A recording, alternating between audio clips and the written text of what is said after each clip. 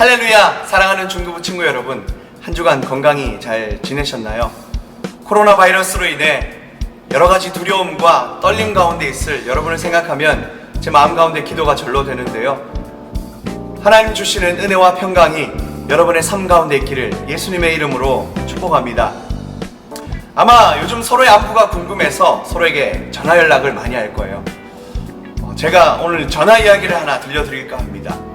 혹시 우리나라에 전화기가 언제 처음 설치됐는지 아시나요? 우리나라에 전화기가 처음 들어왔던 때는 1882년 3월에 청나라의 전기 기술을 배우러 갔던 한 유학생에 의해서 우리나라에 최초의 전화기가 들어왔다고 합니다. 자, 그런데 이 전화기가 설치된 것은 14년이 지난 이후 1896년에 전국에 12대의 전화기가 설치되었다고 합니다. 궁궐 내부에 3대의 전화기가 있었고요. 그리고 정부 각처에 7대의 전화기, 그리고 평양과 인천에 각각 1대씩 전화기가 설치되었다고 합니다. 초기에 이 전화기는 신하들이 고종 황제에게 안부 연락을 하거나 혹은 급한 용무가 있을 때 사용되어졌다고 합니다. 그런데 이 전화를 사용하기 위해서는 아주 독특한 절차를 겪었다고 합니다. 신하들이 왕에게 전화를 하기 위해서는 그들의 관복과 관모, 관대를 다 착용한 정장 차림을 하여야 했다고 합니다. 그리고 전화기에 앞서서 전화기를 향해서 무려 4번이나 절을 하고 왕과 함께 통화를 했다고 그렇게 이야기를 합니다. 지금 생각하면 참 우스꽝스러운 모습일 수도 있지만 오늘 우리에게 주는 메시지가 있을 것 같습니다. 여러분은 지금 어떻게 예배를 드리고 계시나요? 혹 침대에 누워서 아니면 집에서 너무 편한 자세로 예배를 드리고 계시지는 않습니까? 물론 그것이 잘못된 것은 아니지만 우리가 이 시간 예배 드리는 시간이다 라는 것을 생각하면 우리의 몸과 마음을 새롭게 할 필요가 있는 것 같습니다. 오늘 이 시간 우리의 마음을 정돈하고 또 우리의 몸을 정돈해서 하나님 앞에 정성껏 드리는 귀한 예배 될 수 있기를 예수님의 이름으로 축복합니다.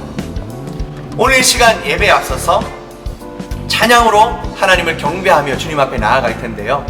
여러분을 위해서 예수비전 찬양팀에서 각자의 처소에서 마음을 다해 예배한 영상을 여러분과 함께 나누려고 합니다. 여러분도 함께 한 마음으로 같이 찬양하시며 하나님을 기쁘게 예배할 수 있기를 소망합니다. 그럼 우리 마음을 다하여 하나님을 찬양하겠습니다.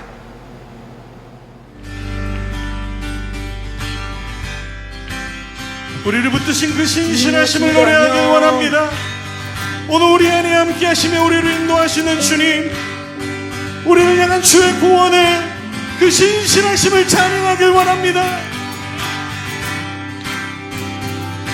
모두 나와 주 경배하는 인도하신 부르심 따라 우리의 힘과 계획을 내려놓고 주님만 바라보네. 주신 주 우리 너무나 최고 백함으로 주님의 얼굴 전심으로 구할 때 주님은 나타나시네. 이곳에서 주님을 예배하네. 여기까지 우리 인도하셨네. 주의 크신 능력 우리 붙드셨네. 주님 앞에 나올 때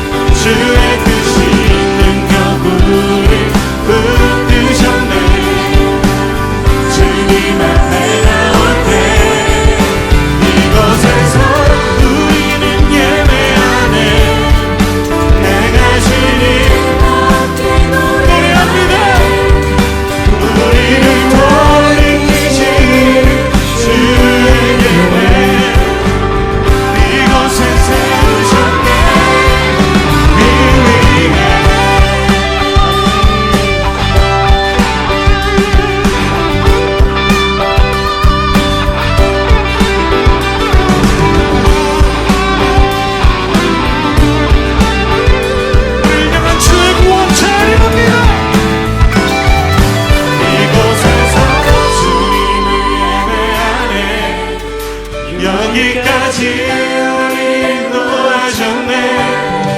주의 크신 능력 우리 붙드셨네. 주님 앞에 나올 때 이곳에서 우리는 예배하네. 내가 신이 함께 노래하네. 우리를 돌이키시는 주의 교회. 이번에 여러분들과 이곳에서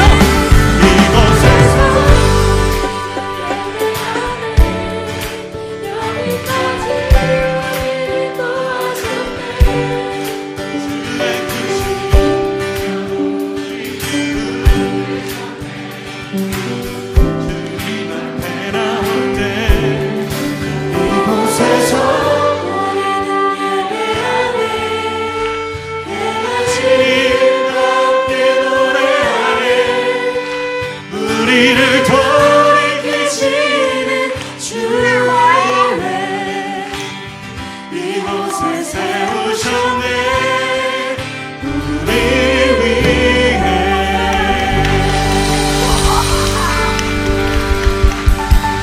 우리를 돌이키시며 포기하지 않으시는 연약한 우리를 주의 길로 신실하게 인도하시는 영광의 주님, 우리의 왕 되신 주님 찬양합니다.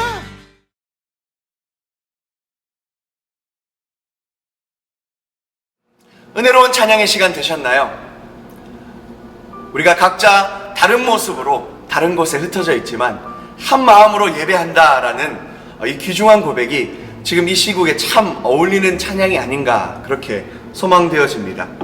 자, 오늘 우리가 읽은 본문의 말씀은요, 바로 사무엘하 12장 15절에서 20절까지의 말씀입니다. 저와 여러분이 한 목소리로 함께 합독하도록 하겠습니다. 나단이 자기 집으로 돌아가니라. 우리아의 아내가 다윗에게 낳은 아이를 여호와께서 치심에 심히 앓는지라. 다윗이 그 아이를 위하여 하나님께 간구하되 다윗이 금식하고 안에 들어가서 밤새도록 땅에 엎드렸으니 그 집의 늙은 자들이 그 곁에 서서 다윗을 땅에 일으키려 하되 왕이 듣지 아니하고 그들과 더불어 먹지도 아니하더라. 이래 만에 그 아이가 죽으니라. 그러나 다윗의 신하들이 아이가 죽은 것을 왕에게 아뢰기를 두려워하니 이는 그들이 말하기를 아이가 살았을 때에 우리가 그에게 말하여도 왕이 그 말을 듣지 아니하셨나니 어떻게 그 아이가 죽은 것을 그에게 아뢰을 수 있느냐. 왕이 상심하시리로다 함이라. 다윗이 그의 신하들이 서로 수군거리는 것을 보고 그 아이가 죽은 줄을 다윗이 깨닫고 그의 신하들에게 묻되 아이가 죽었느냐 하니 대답하되 죽었나이다 하는지라. 다윗이 땅에서 일어나 몸을 씻고 기름을 바르고 의복을 갈아입고 여호와의 전에 들어가서 경배하고 왕궁으로 돌아와 명령하여 음식을 그 앞에 차리게 하고 먹은지라. 아멘. 오늘 본문의 말씀은 우리가 잘 알고 있는 다윗이 밧세바를 범한 이후에 일어났던 일입니다. 다윗은 우리아의 아내였던 밧세바를 강제로 범하게 됩니다. 하나님 앞에 심각한 이 간음의 죄를 저질렀던 사람이 바로 다윗입니다. 다윗의 인생에도 실수가 있었는데요. 그런데 중요한 것은 우리가 실수에 대하는 이 다윗의 모습을 통해서 우리가 어떤 삶으로 살아가는 것이 하나님의 마음을 기쁘시게 해드리는 예배의 삶인가 하는 것입니다. 오늘 본문의 말씀은요, 다윗이 밧세바를 범한 이후에 선지자 나단이 그에게 와서 강력한 경고를 한 이후의 말씀입니다. 선지자 나단은 하나님의 말씀을 받아들고 와서 밧세바를 범한 다윗에게 아주 강력한 경고를 합니다. 그리고 범죄함으로 낳은 이 아이가 곧 죽을 것이다 라고 그렇게 선포합니다.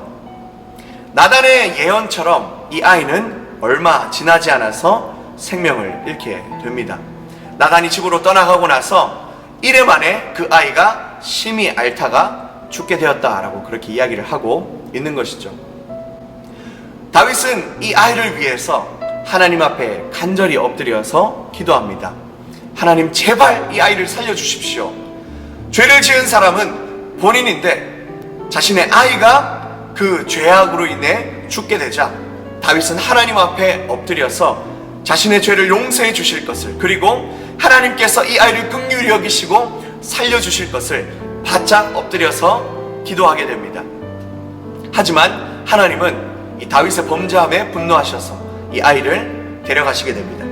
다윗의 기도에도 불구하고 이래 만에 아이가 죽게 되었습니다. 다윗이 너무나도 걱정되었던 이 나이 많은 신하들은 차마 이 소식을 다윗에게 전해줄 수가 없었습니다. 왜냐하면 다윗이 아이가 살아있을 때에도 이를 만류하는 신하들의 말을 듣지 않았는데, 아마 아이가 죽었다는 이 소식이 다윗 왕에게 전해지면 다윗 왕이 너무 상심할 것 같아서 차마 이 이야기를 할 수가 없었던 것이죠. 그래서 자기들끼리 전전긍긍하고 있었습니다. 그런데 다윗이 신하들이 서로 수군거리는 모습을 보고 이제 아이가 죽었구나 하는 것을 깨닫게 됩니다. 그리고 나서 이 아이가 죽은 소식을 접하고 나서 다윗은 하나님 앞에 나아가게 되는 것입니다. 아이가 죽었음을 깨닫고 난 이후에 다윗의 행동을 우리는 주의 깊게 살펴볼 필요가 있습니다. 오늘 우리 두 가지 주제를 가지고 이 다윗의 모습을 통해서 우리가 하나님께 어떻게 예배해야 되는가의 말씀을 함께 살펴보도록 하겠습니다. 먼저 우리가 첫 번째로 기억해야 될 것은 바로 예배는 나의 상황과 감정을 뛰어넘는 것이다 라는 것입니다. 오늘 우리 본문의 말씀 20절의 말씀을 한번 같이 읽어볼 텐데요, 20절 말씀 같이 읽겠습니다. 시작. 다윗이 땅에서 일어나 몸을 씻고 기름을 바르고 의복을 갈아입고 여호와의 전에 들어가서 경배하고 왕궁으로 돌아와 명령하여 음식을 그 앞에 차리게 하고 먹은지라. 다윗이 아이가 죽었다는 소식을 접하고 나서 가장 처음으로 한 행동은 무엇입니까? 그가 일어나 몸을 씻고 기름을 바르고 여호와의 전에 올라가서 경배하였다라고 하는 것입니다. 다윗은 아이의 죽음을 알기 전에는 죽을 힘을 다해서 기도했지만 아이가 죽었다는 소식을 듣자마자 바로 일어나서 하나님을 예배하는 예배의 자리로 나아갔습니다. 여러분, 혹시 이때 다윗의 마음이 이해가 되시나요? 어떻게 상상이 가시나요? 자신이 사랑하는 아이를 잃었습니다. 너무나도 사랑했던 그 아이가 자신의 범죄 때문에 죽게 되자 아마 그 마음이 찢어졌을 것입니다. 누군가 죽었을 때 하나님 앞에 예배한다는 것, 아주 심한 고난을 만났을 때, 말할 수 없는 깊은 웅덩이와 같은 수렁에 빠졌을 때, 내 감정의 침체를 겪을 때에, 화가 나고 분이 일어날 때, 그때 예배한다는 것은 참 쉬운 일이 아닙니다. 그런데 오늘 본문 말씀은 우리에게 어떤 교훈을 주고 있습니까? 우리의 상황이 어떠하든지, 우리의 감정이 어떠하든지 우리는 하나님을 예배하는 일을 소홀히 해서는 안 된다라고 하는 것입니다. 사랑하는 여러분, 아마 이 복잡하고 이 두려운 시국에 하나님 앞에 예배하는 일을 잃어버린 여러분의 모습은 없는지 우리를 돌아보기를 예수님의 이름으로 축복합니다. 제가 한 호스피스 병동에서 봉사하시는 어떤 무신론자의 인터뷰를 들은 적이 있습니다. 그 사람은 하나님의 존재를 믿지 않는 사람이었습니다. 그런데 호스피스 병동에서 여러 사람들을 대하다가 기독교인과 그렇지 않은 사람들의 차이점을 발견하게 되었습니다. 많은 사람들이 이 땅에서의 미련을 버리지 못하고 죽는 순간까지 살아가면서 고통에 떠는 그 모습을 보면서 그 사람은 참 마음에 힘듦이 있었습니다. 하지만 기독교인들은 그렇지 않더라는 것입니다. 이미 자기가 어디로 가야 하는지 알고 있었고 그들은 그것을 소망하면서 찬양하며 평안 가운데 예배하며 이 생을 마감했다라고 하는 것입니다. 그는 원래 무신론자였지만 기독교인들이 죽음을 대하는 모습을 보면서 이 땅에서의 모든 생이 다가 아니라 이후에 무언가가 있구나 라는 것을 깨닫게 되었다고 그렇게 고백합니다. 그리고 자신도 어느새 자신의 마음속에 예수 그리스도를 영접하게 되었다라고 하는 것이죠. 어느 누가 죽음 앞에서 기쁨으로 소망하며 예배하며 살아갈 수가 있겠습니까? 바로 마음속에 예수 그리스도를 모신 자들일 것입니다. 다윗은 자식의 죽음 앞에서 비록 그 마음이 슬펐지만 하나님을 예배하는 일을 잊지 않았습니다. 호스피스 병동에서 죽어갔던 그 기독교인들을 한번 생각해 보십시오.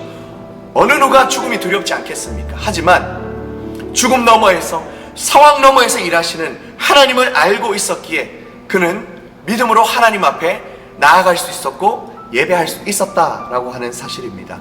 사랑하는 여러분, 우리의 상황 너머에서 역사하시는 하나님을 바라보며 나의 상황과 상관없이, 나의 감정과 상관없이 하나님을 예배할 수 있는 저와 여러분의 삶이 될 수 있기를 예수님의 이름으로 축복합니다.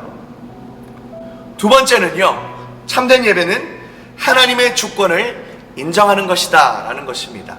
오늘 본문의 말씀 22절과 23절의 말씀을 한번 같이 읽어보겠습니다. 이르되 아이가 살았을 때에 내가 금식하고 운 것은 혹시 여호와께서 나를 불쌍히 여기사 아이를 살려주실는지 누가 알까 생각함이거니와 지금은 죽었으니 내가 어찌 금식하랴. 내가 다시 돌아오게 할 수 있느냐. 나는 그에게로 가려니와 그는 내게로 돌아오지 아니하리라 하니라. 아멘.